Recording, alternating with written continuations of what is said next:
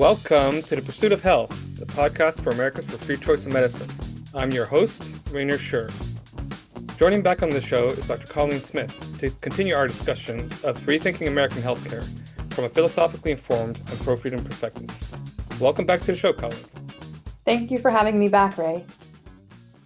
So a recurring theme of this show is what exactly it means to pursue freedom in healthcare, especially from the perspective of medical professionals. But the thing is that most medical professionals don't think of their own experiences in terms of freedom or the loss of freedom. But they do explain their experiences in other terms, such as autonomy or the loss of autonomy, or the loss of control over what they can and can't do, and doing the right thing.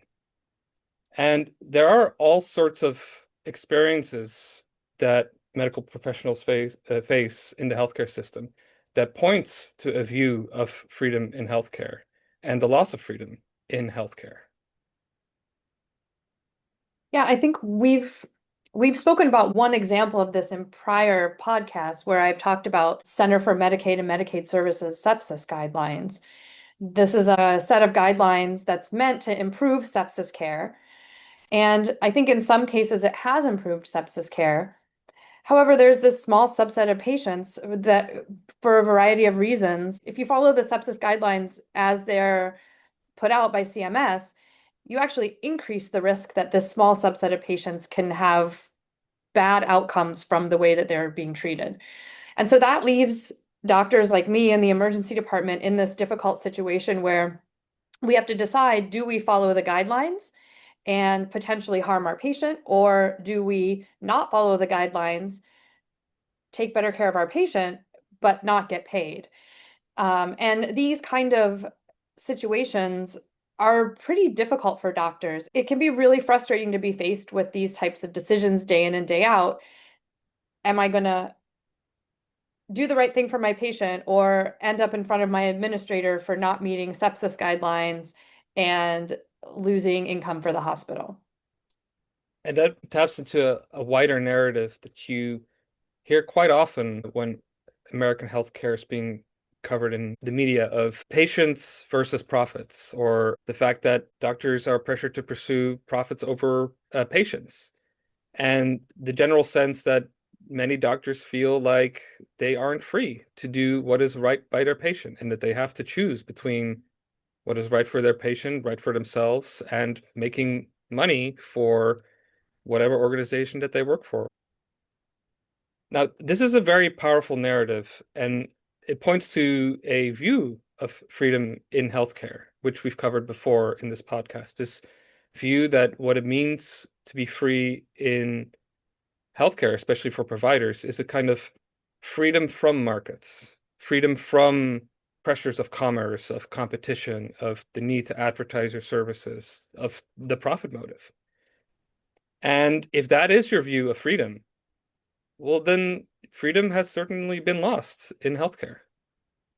But this is certainly not our view. And as we've indicated in previous episodes of the show, our view is that freedom properly conceived in healthcare for providers is the freedom to operate on the free market.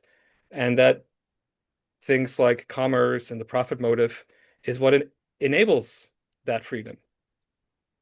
But the problem with our view of freedom in healthcare is, how do we contend with these stories where there appear to be all sorts of conflicts between pursuing profit and doing what's right for the patient, or doing what's clinically the right thing to do?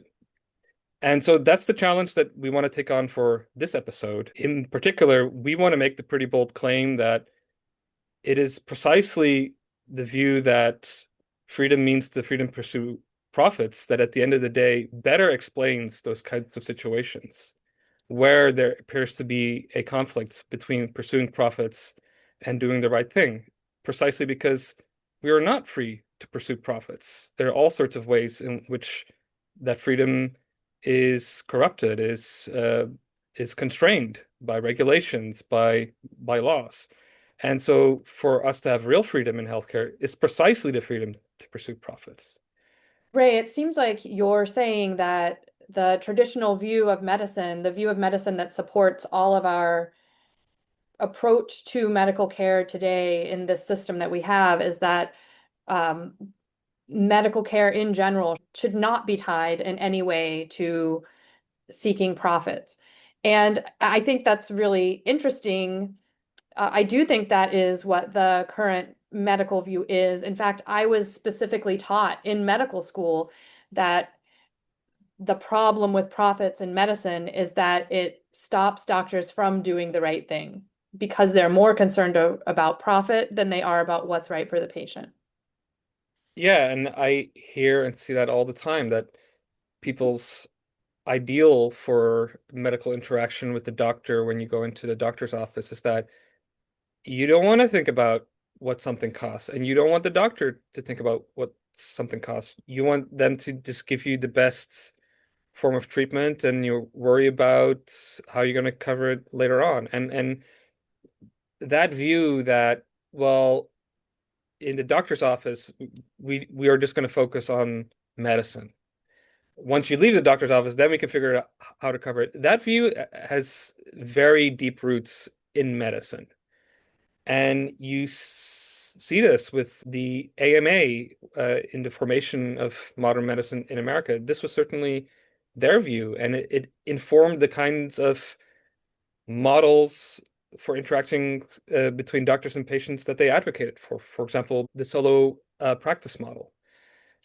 Because their view was that, yeah, doctors obviously have to be compensated for their services. But the view was that an ethical doctor is someone who can see a patient, give him the best possible treatment, but then separate the question of how to pay for that treatment after the fact. And so there's no corruption of medical judgment when it comes to questions of what things cost, which is why they had things like sliding scales, where a doctor could charge a poor person less and a richer person more. And there was a general sense that at the end of the day, the doctor would make things work out, like would make things whole, financially speaking. And it was seen as a kind of a taboo to like put a dollar value on the judgment of a doctor on a particular treatment. And this is also the reason why the AMA went after group practices, which we covered in previous episodes, precisely because these group practices didn't do that. They didn't separate the question of clinical judgment from putting a dollar value on certain things. It was a threat to the AMA's model, especially when these kinds of models were successful in attracting doctors and patients and in integrating care at a higher and higher level. Well, wasn't it the case that there was also some concern at the time that that the competition of these group practice models and competition between doctors, which is another aspect of free market systems, would further lead to issues wherein medical care was considered secondary to profits? Certainly, and the AMA had the view that if we let these group practice models, or really any other model other than the solo practice model, exist, then doctors will feel pressured to join those other group practices, and patients would just go for the cheapest thing on the market. So there's definitely like some kind of paternalistic view that the AMA had that if we let the free market reign, then there'll just be a race to the bottom. Patients will just get whatever's cheapest. They won't be able to judge what's good, and doctors won't be able to convince patients why they should pay a little bit more for a better service. There was definitely the view that, well, in order to protect the sanctity of clinical judgment, we need to protect it from things like competition, from the profit motive, from really any kind of commercialization, and that's the word that they used. But as we covered in our previous episodes, the solo practice model was simply not sufficient to scale healthcare in any way that was needed to meet the growing demand. Both because of technological developments and both because there was a demand for more and better healthcare. And so the AMA realized that, well, we need to allow some kind of industrialization for healthcare, which is why they accepted the health insurance company model. And what's interesting about that model is that, well, as we discussed in previous episodes, it's not health insurance. It's really a form of paying for healthcare that the AMA approved of. And one of the conditions for uh, which they approved this arrangement is that insurers couldn't tell doctors what to do, that their ability to say that a patient needed some treatment would not fundamentally be questioned. Yeah. I think the other condition that I think is a major condition was that insurers could not set prices or argue about prices. They simply had to pay whatever the doctor charged, which is another aspect in which this is maybe not true insurance. And what that did was is that it created a situation under which doctors could keep continuing to practice medicine the way that they were. They didn't have to think about what something would cost and wouldn't have to discuss that with the patient. They could just bill the insurer. Yeah. And unlike the sliding scale model, where the doctor themselves had to make themselves financially whole, right? And they could charge more or less depending on what a patient could pay. Now they could just charge on the upper end of the scale each time and bill that to the insurer. At least with the sliding scale model, doctors had to have some consideration of what was a reasonable payment or what you might expect someone to pay for the services provided. But under the insurance company model, they didn't have to consider that anymore. The insurance company had agreed to pay whatever they were charged and not to question the doctor's decisions. And so from the perspective of doctors, under the solo practice model and the insurance model, they were free. And out of nowhere, insurers started demanding that they justify what they were doing, that they had to impose controls at some point. And there's this very common narrative that, well, at some point, healthcare started being a business. Before, it was primarily an art, a practice, and then insurers started imposing controls. There was pressures for doctors to start thinking about money. They started joining big practices and hospitals, and more over time, the profit motive took over to the point that we are now, where they're in the situations that we described before, where they feel like, well, now I'm not free. Now I have to choose between doing what's right for the patient or making money for myself, my organization, or the insurer. And so, from their perspective, they lost their freedom because we allowed the profit motive free rein. Yes, doctors did experience a loss of freedom because they gave it up. In their quest to be free of a concern for profit in any decision that they made about patient care, doctors gave their right to practice in a way that was market oriented or that considered a profit motive over to insurance companies and government regulations. They lost their autonomy. And in order to get it back, to have real freedom in medicine, doctors must embrace the profit motive that they've been afraid of all this time, not be free from it.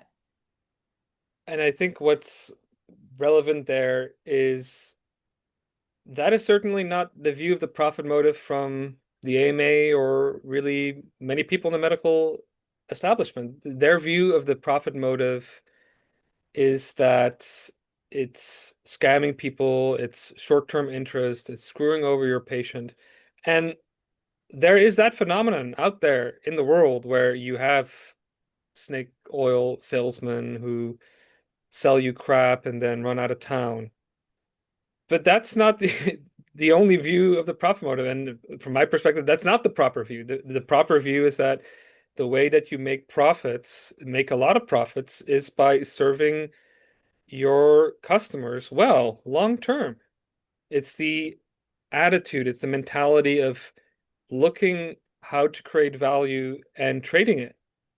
And you don't do that by screwing over your customers. You do that by coming up with something new and convincing someone and persuading them for why it's better.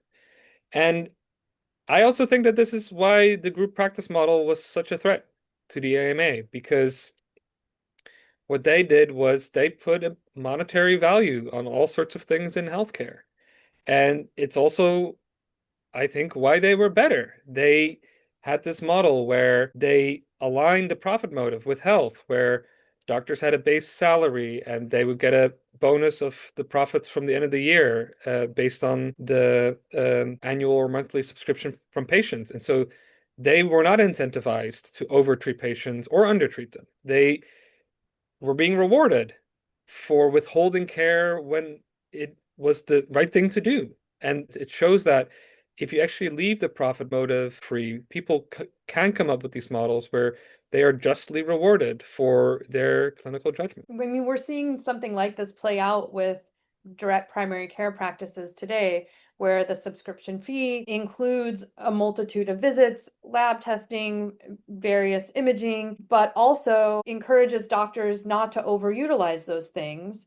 On the other hand, if a doctor were to underutilize those included features of the direct primary care subscription, ultimately the patient doesn't stay healthy, they don't respect their doctor, they don't stay, they don't come back for the next year, and the doctor stops making money. This is an alignment of incentives where doctors really are working to make a profit off of the subscription fees that their patients provide, and patients are getting the best care that those doctors can provide in order to encourage them to come back year to year. And so that's the view of freedom that we're advocating for, where it's the profit motive that makes it possible for doctors to be rewarded for their clinical judgment, where they get to monetize their own judgment. But that's a view again that the AMA rejected, and if that's clear, then it paints a very different picture for how doctors lost their freedom in healthcare, right? So when the AMA realized that they needed to bring in some third-party payer to scale up healthcare, and they told the insurers that, look, don't tell us how to practice medicine. You just pay the bills. That's not freedom. That's giving up freedom, right? Because under the group practice model, the doctors themselves were able to put a monetary value on what they were doing and be rewarded for it. But under this solo practice model, health insurance company model, doctors didn't have to do that, and they weren't rewarded for offering a service that was cheaper, more innovative. Really, their only incentive was to practice medicine in a vacuum of the kinds of questions like what something costs and the kinds of controls that the health insurance company models ended up imposing were inevitable. They're being painted in this alternative narrative as, well, the insurers got greedy and doctors got greedy. It's like, no, you gave up your freedom, and so the fact that they had to impose controls was just a matter of time. And those are the things that we're seeing today, like prior authorizations and um, this kind of medical dance where in order to get an MRI, you have to get an X-ray first, whether or not the X-ray will be helpful at all. But you have to check the boxes of the things that the insurance company requires before you can move on to the next step. And while sometimes that might make sense, there are other times that it doesn't make sense, but it's one size fits all medicine as dictated by the insurance company that is trying to control prices since they're the ones paying, rather than dictated by the patient or the patient working with their doctor, which would be the ideal situation in a system that allowed free markets and profit motives to work as they should. Yeah, I think that's exactly right. And to make this very clear and concrete, the the kind of mentality, the kind of mindset of a businessman where you try to figure out inefficiencies in the system, um, new products, new services that you could sell, and persuading someone to pay for them. That's certainly not the attitude of most doctors, and it's not something that the system currently rewards. What the current system rewards is coding for what already exists, and you're not encouraged to lower your prices. And so the fact that people paint what doctors do and these kinds of conflicts where they have to choose between profits and what's right for the patient as due to healthcare being turned into a business is ridiculous. It's just not true. It's because the system that we're currently in does not reward the profit motive properly conceived, which is a trader relationship. Rather, it seems that doctors are treating insurance companies like ATMs, and insurers have to stop the flow somehow. And so they're constantly trying to deny care, but that's not how things would look like if they were in a proper trader relationship, where doctors were free to convince an insurer that, hey, I can save you money and we can save the patient money, and that way I can get more business. Well, good luck trying to do that under the current system. You're not allowed. In fact, it's exactly the opposite of like a free market, pro profit motive capitalist system. And we're seeing people say that, oh, this is capitalism today, but this system is not capitalism in any sense of the word. And in some sense, it has done what doctors wanted. It's eliminated any competition between doctors. So this fear of competition that we alluded to at the beginning of the podcast, ha our current system has eliminated any competition. But really, we should want doctors to feel competition. We should want them to feel pressure to do better, to take better care of their patients, to come up with new innovative techniques and even just processes for how they run their office more efficiently so that as the patient things can be more efficient. Instead, we we've lost all of those things that are inherent in a system where you have a trade of values that seeks to increase profit in exchange for providing a real value or service.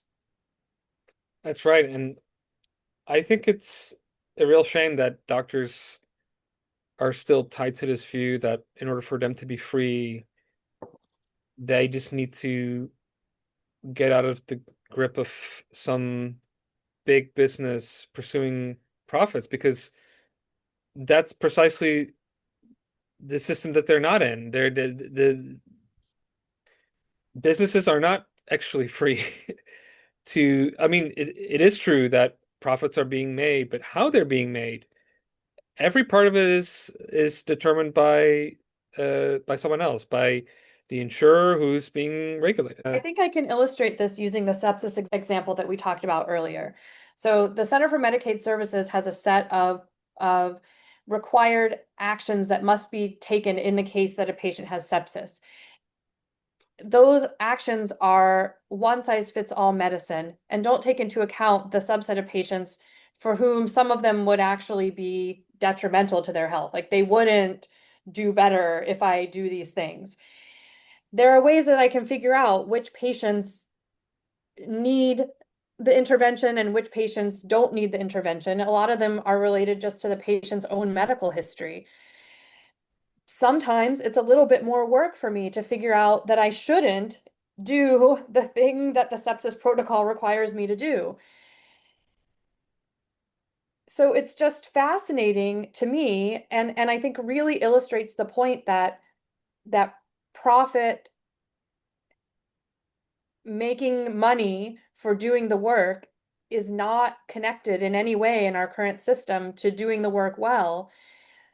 When I say that, I have to do extra work to figure out which patients should not get the sepsis protocol intervention, which I then will not get paid for doing because I didn't follow the sepsis protocol. So to me, that is a perfect illustration of the degree to which The lack of having a clear profit motive in our current system results in patients getting worse care. There's no reward to me for providing better care for my patients.